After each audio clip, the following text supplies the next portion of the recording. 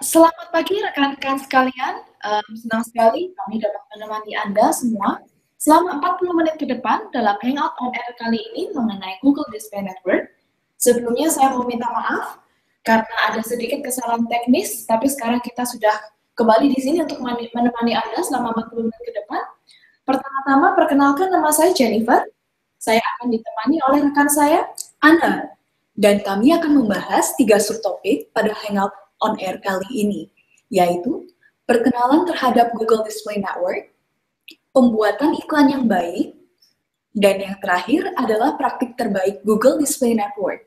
Untuk itu, mari kita mulai sesi kita pada hari ini ya. Baik, nah pertama-tama kita akan memulai dengan GDN atau Google Display Network. Apa sih GDN itu? GDN adalah kumpulan dari jaringan web yang akan menayangkan iklan Anda, bisa berupa iklan bergambar pada situs publisher, iklan teks pada Gmail, bahkan dalam bentuk video yang akan muncul di publisher-publisher kami. Tidak hanya itu juga, iklan Anda juga bisa muncul di aplikasi di ponsel-ponsel yang akan pengguna pegang. Nah, apa sih yang membedakan kampanye GDN dengan kampanye lainnya? Tidak seperti kampanye penelusuran yang membutuhkan usaha dan niat lebih dari pengguna untuk menjangkau bisnis Anda, kampanye GDN memperbolehkan bisnis Anda untuk tayang bahkan ketika mereka sedang membuka suatu situs untuk keperluan klien mereka. Nah, kampanye GDN ini memiliki tujuan yang selaras dengan bisnis Anda sebagai pengiklan, yaitu 1. Mencari pengguna yang paling berpotensi, dan yang kedua, secara berskala, dan yang ketiga, dengan biaya yang relatif minimal. Dan dengan penargetan yang terstruktur, Anda dapat menjangkau calon pengguna Anda dalam saat dan konteks yang paling tepat, sehingga Anda ada untuk momen terpenting pengguna Anda. Bagaimana Google dapat membantu bisnis Anda? Ada beberapa cara yang akan kita gunakan untuk membantu Anda sebagai berikut. Kami menawarkan lokasi yang tepat. Google memberikan Anda kebebasan untuk menayangkan pesan atau bisnis Anda pada jaringan yang sangat luas dan beraneka ragam. Entah itu di komputer, di telepon seluler, bahkan dalam website maupun aplikasi. Nah, yang kedua adalah pengguna yang tepat. Kami akan membekali Anda dengan alat dan data yang cukup untuk melakukan penargetan yang jitu. Jadi misalnya, Anda ingin menargetkan suatu kelompok demografi, Anda bisa mengatur iklan tayang untuk pria, wanita, dengan umur masing-masing. Atau Anda juga bisa menargetkan pengguna dengan minat tertentu. Entah mereka memiliki hobi memanjat tebing, atau berenang, dan sebagainya. Anda juga bisa menyesuaikan sejarah pencarian mereka sehingga memungkinkan Anda menjangkau pengguna yang relevan bagi bisnis Anda. Nah, untuk pengguna yang tepat ini nanti rekan saya Anna akan berdiskusi lebih lanjut apa saja. Sebelumnya kita akan melanjutkan untuk poin berikutnya ya. Poin berikutnya adalah iklan yang tepat.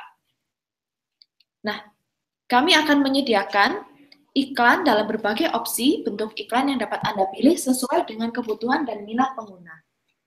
Entah itu berupa teks, atau gambar, dan berbagai macam lainnya. Dan yang terakhir adalah wawasan yang tepat. Dengan menyediakan fitur otomatisasi dan report yang terkini, Anda dapat mengetahui penargetan mana yang mendatangkan paling banyak traffic, iklan mana yang berperforma baik, maupun perkiraan impresi untuk setiap penargetan. Wah, luar biasa sekali ini ya. Dan berikutnya adalah Google Display Network sebagai solusi dari branding Anda. Nah, jadi Google akan selalu ada untuk Anda, apapun objektif dari bisnis Anda. Misalnya, Anda ingin meningkatkan kesadaran atau awareness akan brand Anda dapat menampilkan iklan sebanyak-banyaknya dan seluas mungkin. Atau, Anda juga bisa mempengaruhi pertimbangan pembelian atau consideration dengan memberikan misalnya promosi. Anda juga bisa memutuskan untuk mendorong penjualan menggunakan data pembelian terakhir yang Anda akan dapatkan nantinya untuk menargetkan pengguna-pengguna secara jitu. Dan yang terakhir, Anda juga dapat mempertahankan loyalitas pengguna Anda atau klien Anda yang sekarang dengan menawarkan diskon spesial. Nah, selanjutnya kami akan membahas mengenai lokasi yang tepat. Nah, sebelumnya kita mau lihat apa sih komponen dari CDN itu sendiri. Nah, CDN seperti yang sudah saya katakan sebelumnya adalah jaringan display terluas di seluruh dunia yang akan memberikan mitra Google akses untuk membangun sekitar 90% total populasi internet di seluruh dunia. Luar biasa ya, jadi 90% ini terdiri dari Google dan mitra Google. Dengan akses yang sangat luas ini, Google memahami pola perilaku pengguna mereka, lalu bisa mengidentifikasi audiens yang paling berpotensi dan menarik perhatian mereka secepat dan sesering mungkin. Luar biasa sekali ya, Ana ya, jangkauan CDN ini. Kalau saya boleh menanyakan Ana nih sebelumnya, Ana pernah melihat iklan CDN ketika sedang browsing atau membaca artikel? Sering sekali, Jen. Malahan selain di desktop, saya juga sekarang sering sekali melihat iklan di handphone. Wah, luar biasa ya. Saya juga berharap kampanye CDN ini bisa Anda gunakan untuk mengenalkan bisnis Anda kepada pengguna yang lebih luas lagi. Jadi kita bisa lihat namanya di situ ada berapa persen jangkauan yang bisa Anda dapatkan untuk setiap platform atau perangkat yang berbeda-beda. Nah, karena calon pelanggan Anda itu menghabiskan waktu di berbagai perangkat, yang perlu kita pastikan adalah iklan-iklan Anda juga tayang di perangkat-perangkat tersebut. Ketika kita berbicara mengenai jangkauan iklan Anda, kita tidak hanya membicarakan situs di komputer, namun iklan juga dapat tayang di perangkat seluler, dalam bentuk di situs-situs mitra publisher, atau di aplikasi. Jadi kita mau pastikan bahwa kita bisa akomodasi banyaknya atau variasi dari perangkat yang user kita gunakan. Nah, berikutnya akan disampaikan oleh rekan saya, Ana. Silakan, Ana. Oke, thank you, Jen. Wah, berarti bisa tayang di banyak sekali tempat ya. Sekarang, mari kita lihat metode targeting apa saja yang dapat kita gunakan untuk menjangkau pengguna yang tepat. Nah, untuk mendapatkan metode targeting kepada kampanye Anda, ini semua dapat dilakukan dari satu tab saja, yaitu tab Display Network. Seperti yang dapat Anda lihat di sini, secara garis besar, ada 5 metode targeting, yaitu kata kunci display, penempatan, topik, minat dan pemasaran ulang, dan terakhir, demografi. Sekarang, mari kita lihat selengkapnya tentang metode targeting masing-masing. Oke, pertama, kata kunci display. Dengan kata kunci display, Anda dapat menjangkau pelanggan yang sedang melihat situs dengan konten relevan dengan kata kunci Anda. Dengan demikian, orang-orang ini akan memiliki kecenderungan tinggi untuk membeli produk atau jasa Anda. Misalnya, jika Anda menjual bunga, Anda dapat menambahkan kata kunci seperti mawar dan karangan bunga ke dalam daftar kata kunci Anda. Dengan demikian, kata kunci Anda dapat menampilkan iklan kepada pelanggan yang sedang berminat membeli mawar atau karangan bunga. Teknologi canggih kami juga akan dapat mencocokkan kata kunci Anda dengan bagian dari halaman situs yang relevan dan menayangkan iklan Anda pada halaman situs tersebut. Artinya, sistem akan melihat penempatan mana saja yang paling tinggi kesempatan konversinya dan akan lebih sering menampilkan iklan Anda di sana. Kedua, targeting penempatan. Anda dapat memilih menampilkan iklan di situs web mana saja. Maka, Anda dapat menjangkau pelanggan dengan menampilkan iklan di situs-situs web yang telah Anda tentukan sendiri.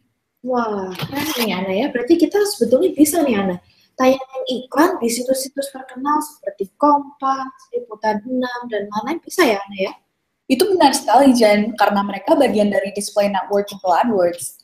Jika Anda mengetahui situs web yang sering dikunjungi calon pelanggan-pelanggan Anda dapat menambahkan situs web tersebut sebagai penempatan. Misalnya, Jika Anda ada bisnis hotel, Anda dapat menargetkan situs web tentang review hotel, blog pariwisata, dan lain-lain. Nah, tapi harap ingat bahwa Anda tetap akan bersaing dengan pengiklan lain. Jadi, jika memilih situs populer di display network, Anda kemungkinan akan memerlukan tawaran yang sedikit lebih tinggi untuk mendapatkan tayangan. Selanjutnya, juga ada topik. Situs-situs di web dikategorikan menjadi topik-topik. Misalnya, berita, mobil dan kendaraan, pariwisata, dan lain-lain. Misalnya, dengan menargetkan topik pariwisata, iklan Anda dapat ditampilkan pada situs web display network atau penempatan lain yang menyertakan konten tentang mobil atau tema otomotif lainnya. Wah, jadi sepertinya topik-topik ini sedikit luas ya, Ana ya. Ada nggak sih cara biar kita bisa mempersempit topik yang kita mau? Oh, tentu bisa. Jadi, kalau setiap topik jika diklik juga, ada banyak subtopik yang lebih spesifik. Maka metode targeting ini dapat Anda gunakan untuk menjangkau pelanggan yang sedang browsing situs web yang tergolong sebagai topik-topik yang Anda tetapkan. Nah, keempat, kita juga ada minat dan pemasaran ulang ya.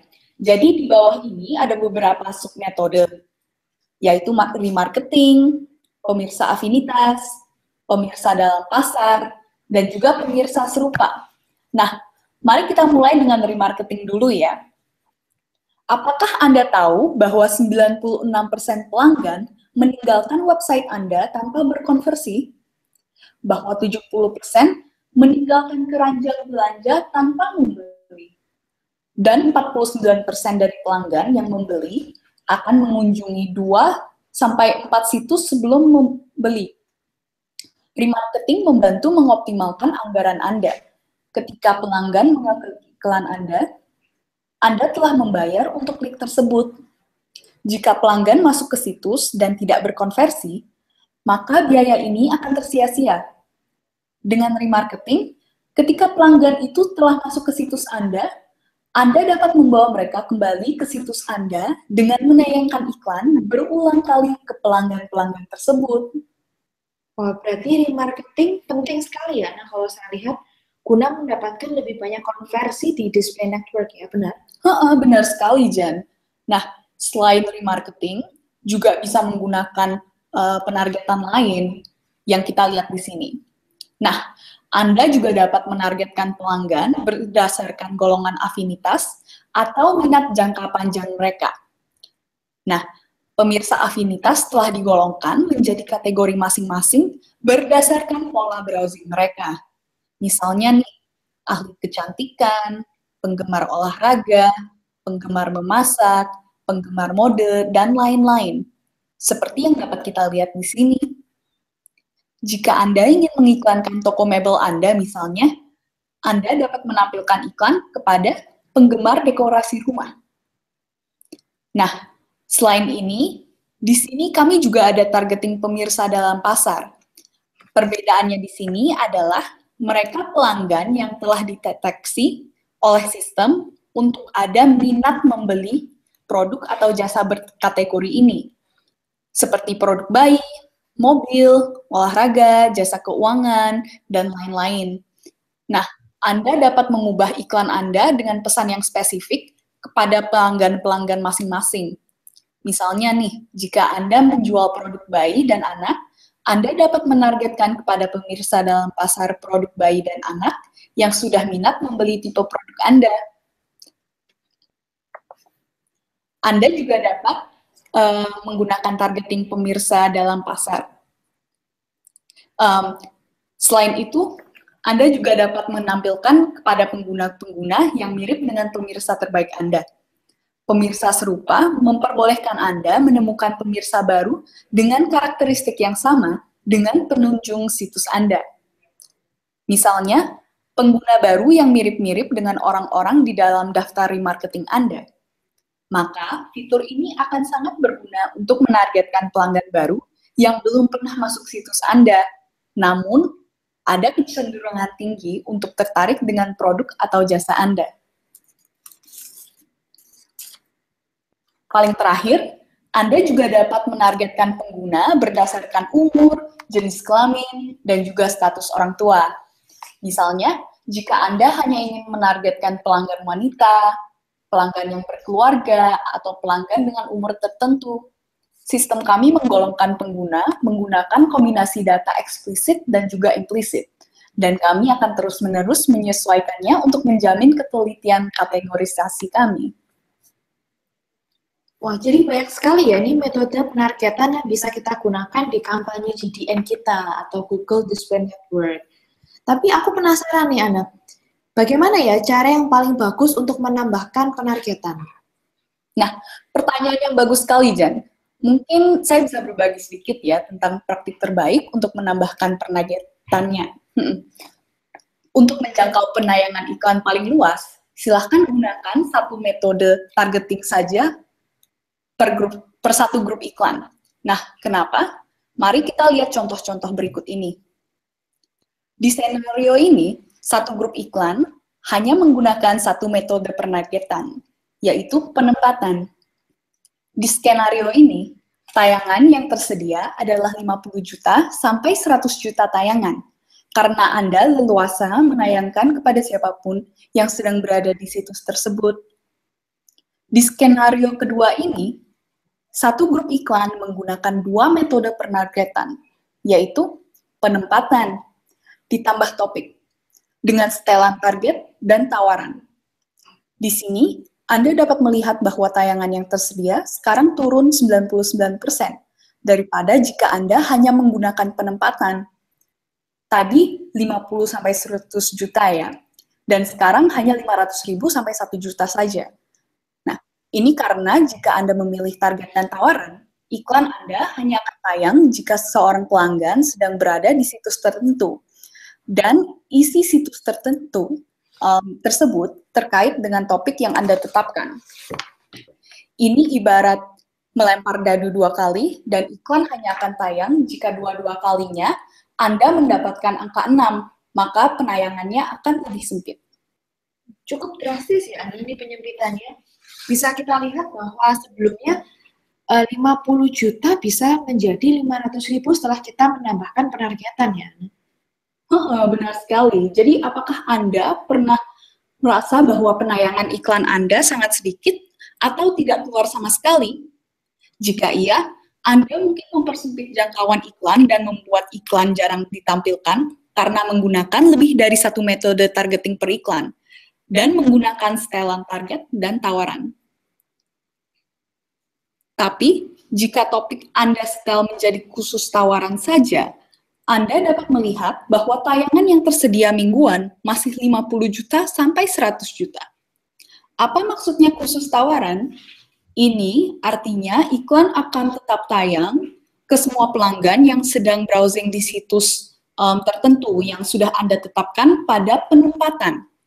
Namun, Anda dapat menetapkan tawaran lebih tinggi untuk seseorang pelanggan jika ia sedang browsing di situs tertentu dan isi situs tersebut tentang topik yang Anda tetapkan. Nah, mari kita lihat apa yang bisa kita lakukan untuk beriklan dengan tempat di Google Display Network. Silahkan, Jen. Ya, jadi apabila tujuan adalah untuk membangun kesadaran pengguna akan brand Anda, kami memiliki beberapa format iklan multi perangkat untuk membantu Anda menjangkau audiens secara luas. Nah, metode ini berguna bagi pengiklan dengan bisnis barunya yang ingin memperkenalkan terlebih dahulu akan keberadaan bisnisnya sebelum memilih penargetan lanjutan. Jadi, iklan video memperbolehkan Anda memperluas jangkauan dengan menggunakan rupa, suara, maupun gerakan untuk menarik perhatian audiens. Di samping itu, Anda juga dapat memilih iklan bergambar dengan metode penawaran CPM, cost per million, di mana Anda hanya membayar per 1.000 kali tayang untuk memastikan jatah impresi Anda terpenuhi. Nah, beberapa format berikut akan membantu Anda meningkatkan partisipasi pengguna di seluruh jaringan dengan mudah. Nah, beberapa format yang paling populer adalah 1, iklan teks standar. yang kalau saya boleh katakan cukup mudah nih ya untuk digunakan. Anda hanya perlu memilih headline, konten, tautan, lalu memilih layout yang ada untuk memaksimalkan performa kampanye. Anda juga bisa untuk memilih beriklan menggunakan iklan bergambar standar untuk menarik perhatian calon pelanggan Anda dengan jasa atau produk yang Anda tawarkan. Nah, di samping itu kami juga ada yang namanya Gmail Sponsored Promotions. Di situ Anda bisa menayangkan iklan Anda di Gmail. Anda bisa memilih ada dua kombinasi, yaitu collapse ad, ketika ad-nya sempit, kecil, hanya berupa teks, dan expanded ad.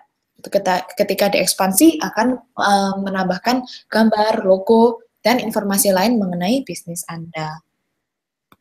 Nah, jadi untuk mengulangi apa yang tadi rekan saya Ana telah sampaikan, ada beberapa praktik terbaik dalam menerapkan kampanye GDN atau Google Display Network Anda. Nah, pada dasarnya disarankan untuk melimit ke satu jenis penargetan, entah topik, interest, kata kunci dalam satu grup iklan. Karena apa? Karena kita ingin menjamin bahwa penargetan iklan kita itu tidak terlalu sempit, sehingga iklan tidak dapat kesempatan tayang sekali. Jadi apabila Anda menemukan beberapa ide metode penargetan berbeda, bisa kita tambahkan. Hanya di bid saja, tidak ditargetkan keduanya, atau bisa kita pisahkan menjadi ad group yang berbeda. Nah, ada beberapa tips penting untuk iklan teks, seperti layaknya iklan teks biasa, itu ada beberapa hal ya, seperti penulisan, penggunaan tanda baca yang baik, pastikan ada spasi, setelah tanda seru, dan sebagainya. Di samping itu, Anda juga bisa menyediakan variasi dalam deskripsi iklan teks Anda, sehingga Anda memberi banyak opsi untuk sistem menayangkan iklan Anda. Di samping itu, Anda juga bisa pastikan untuk menyediakan nilai jual produk Anda. Jadi, kalau ada promo spesial, harga menarik, bisa Anda beri di situ. Dan yang terakhir adalah tips untuk iklan bergambar. Satu hal yang wajib adalah untuk menambahkan brand atau logo pada iklan bergambar Anda. Lalu beberapa tips lainnya yang bisa dipertimbangkan adalah menyediakan beberapa size dalam iklan bergambar Anda, karena pada situs biasanya kan bannernya berbeda-beda ukurannya, jadi kita mau pastikan bahwa kita siap dan kita mempunyai beberapa iklan dengan size yang berbeda. Nah, lalu berikutnya untuk menjamin pengalaman pengguna yang baik, mohon dihindari untuk pergantian frame atau warna efek yang terlalu berlebihan ya, sehingga mudah untuk diikuti oleh pengguna yang akan melihat iklan. Dan yang terakhir, Anda bisa memberi call to action yang menarik pada gambar, seperti tanya pakar sekarang, lihat daftar harga lengkap, dan lain sebagainya. Jadi, begitu dari saya mengenai kampanye GDN hari ini. Oh ya Jan, aku baru buat iklan GDN nih 1 jam yang lalu. Kenapa belum disetujui ya? Berapa lama sih biasanya iklan bisa langsung tayang? Begini Ana, untuk setiap pembuatan iklan baru ya, nggak hanya untuk GDN, itu memang disarankan untuk menunggu hingga 24 jam sebelum iklannya itu dapat tayang. Karena setiap hari kami menerima beribu-ribu bahkan berjuta-juta iklan yang masuk ya, dan harus ditinjau. Jadi mohon kesabarannya ya Ana ya, paling tidak 1-2 hari sebelum Ana ingin iklannya muncul, bisa kita siapkan dulu iklannya, biar munculnya bisa tepat waktu. Oh gitu, kalau gitu oke. Aku tunggu dulu deh. Oke ya, sebentar lagi kami akan memasuki sesi tanya jawab selama 10 menit ke depan. Bagi rekan-rekan sekalian, Anda dapat mengirimkan pertanyaan Anda menggunakan kolom di sisi kanan Anda. Di samping itu, Anda dapat mengisi survei mengenai Hangout on Air hari ini pada link berikut untuk mendapatkan presentasi hari ini. Oh ya, teman-teman, jangan lupa untuk mengisi kuis yang ada di link berikut, link yang kedua ya. Karena dengan mengisi kuis yang mudah ini, hanya 3 pertanyaan pilihan berganda, pemenangnya akan mendapatkan swag menarik dari Google. Wah, kapan lagi nih kita menyediakan swag ini untuk rekan-rekan tercinta ya. Baik, kami akan menunggu sebentar untuk pertanyaannya bisa diisi oleh rekan-rekan sekalian. Mohon kalau ada pertanyaan, di-submit, kita akan tunggu, lalu kita akan diskusi bersama-sama.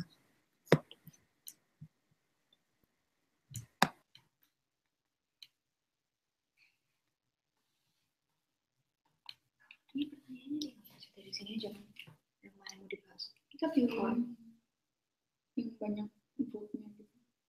Bisa di-swap nggak?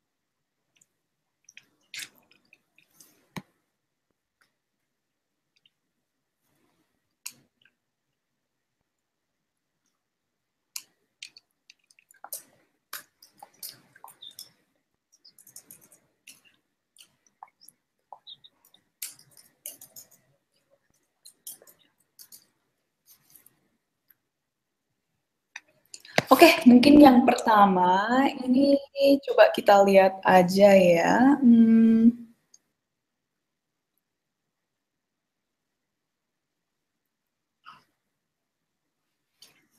Oke, ini kita melihat ada pertanyaan, kemana sebaran GDN? Apa bisa ke Facebook? Bisa nggak ya, Jan? Untuk sementara ini belum, jadi penampilan GDN kita ini bisa di situs-situs publisher, bisa di YouTube, tapi belum saat ini belum menjangkau Facebook. Mohon ditunggu ya untuk update ke depannya. Ini ada pertanyaan lagi. Biasanya GDN agak susah dapat sampel iklan atau screenshot di web. Apakah ada tips? Nah, ini kalau maksudnya bagaimana membuat iklan bergambar, itu sebenarnya di AdWords kita ada tool yang namanya Ad Gallery yang bisa langsung membuatkan format iklan gambar untuk Anda berdasarkan informasi-informasi di situs Anda. Jadi mungkin dapat dicoba dan lihat dulu apakah puas untuk format iklan gambar yang simple-simple saja. Coba kita lihat yang lain lagi ya.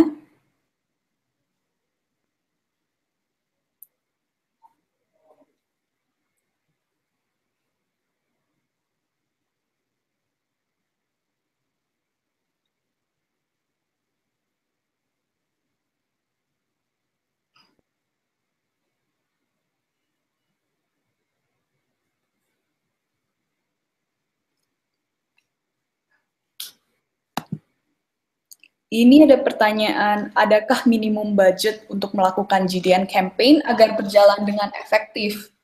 Nah, untuk beriklan di AdWords, search maupun GDN itu benar-benar terserah Anda mau menghabiskan berapa saja karena nggak ada biaya minimum. Jadi kalau biaya per hari cuma 10.000 juga udah bisa mulai beriklan.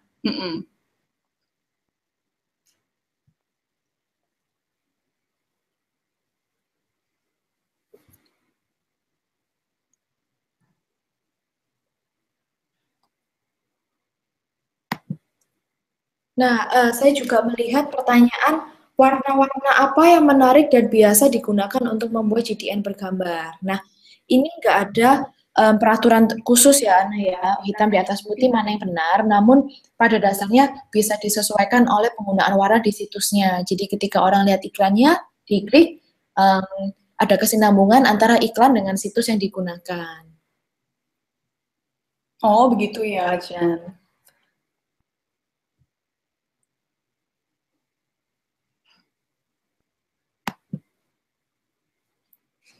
Oke, kalau saya melihat bikin iklan yang menggunakan Blink dulu pernah di-approve tapi campaign yang terakhir ditolak. Kenapa ya?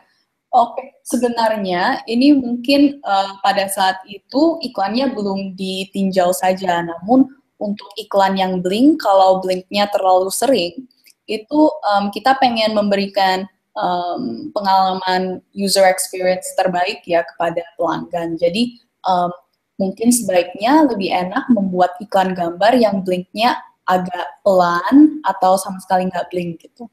Jadi dibatasin ya, Ana ya? Dibatasin. Oke, baik.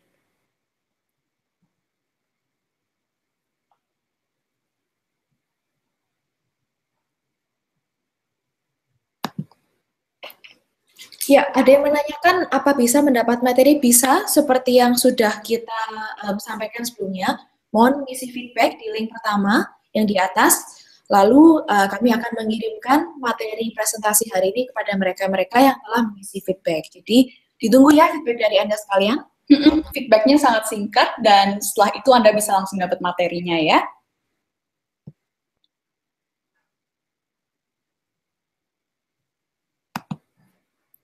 Oke, Pak Panca ada yang nanya mengenai penargetan, apakah penargetan penempatan bisa dikombinasi dengan remarketing ya? Nah, ini bisa, tapi sebaiknya seperti yang saya sarankan tadi, untuk remarketingnya buat jadi targeting pertama. Nah, targeting kedua penempatan itu dipilih khusus tawaran agar penayangannya tetap lebih luas. Kalau enggak, nanti kemungkinan bisa sempit sekali penayangannya ya, Pak.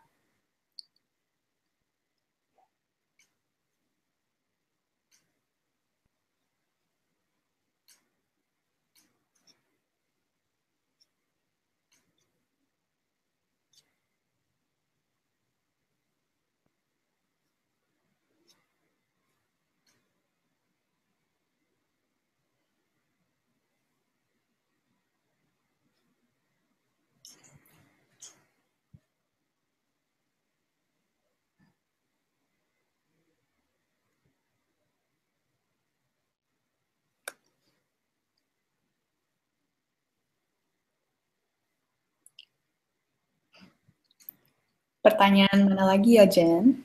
Wah, ini saya lihat ada banyak nih, bagus-bagus semua nih. Kita sampai bingung mau pilih yang mana. Maaf, kita memakan waktu agak lama.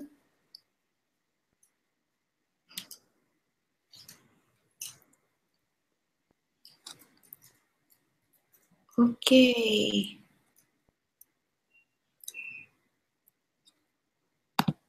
Sebentar. Ini apa nih?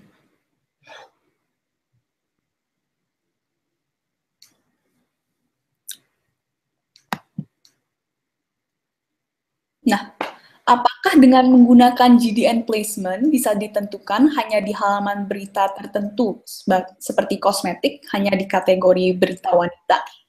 Nah, ini Anda bisa cari sendiri, itu penempatan di situs-situs mana saja, karena Anda akan lebih tahu pelanggan-pelanggan browsing di situs mana ya, dan untuk demografinya nanti Anda juga bisa dapat memilih untuk hanya menayangkan di wanita. Jadi mungkin ini kombinasi ini akan sangat membantu untuk Anda menargetkannya.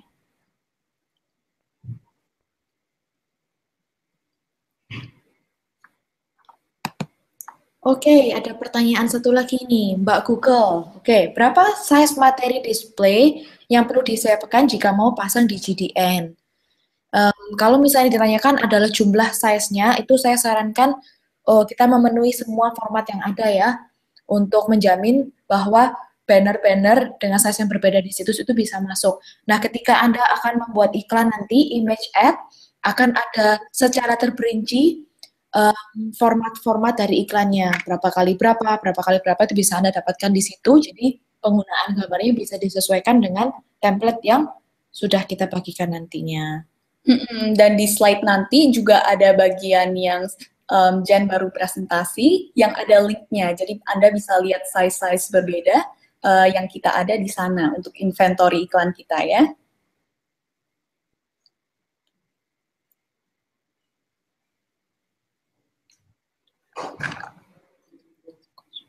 Oke, kita mungkin pilih satu pertanyaan terakhir ya sebelum kita menutup sesi hari ini.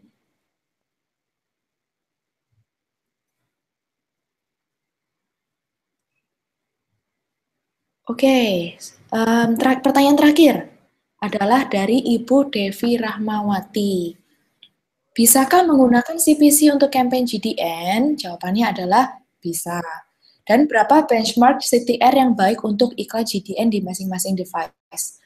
Oke, jadi untuk benchmark ini hanya sebagai referensi. Jadi mohon untuk tidak terlalu terpacu pada angka ini, namun untuk GDN 0,5 ya, benchmark yang bagus untuk mendapatkan CTR yang bisa dibilang optimal. Baik, sepertinya kita sudah kehabisan waktu nih, Ana. Nggak terasa ya, kita sudah 40 menit menemani rekan-rekan sekalian, dan kami juga memohon maaf apabila ada kesalahan kata-kata maupun delay di Hangout on Air pada hari ini. Dan kami juga mengucapkan terima kasih sekali atas partisipasi dan atensi rekan-rekan sekalian. Kalau begitu kami pamit undur diri terlebih dahulu. Selamat siang dan sampai jumpa di sesi berikutnya.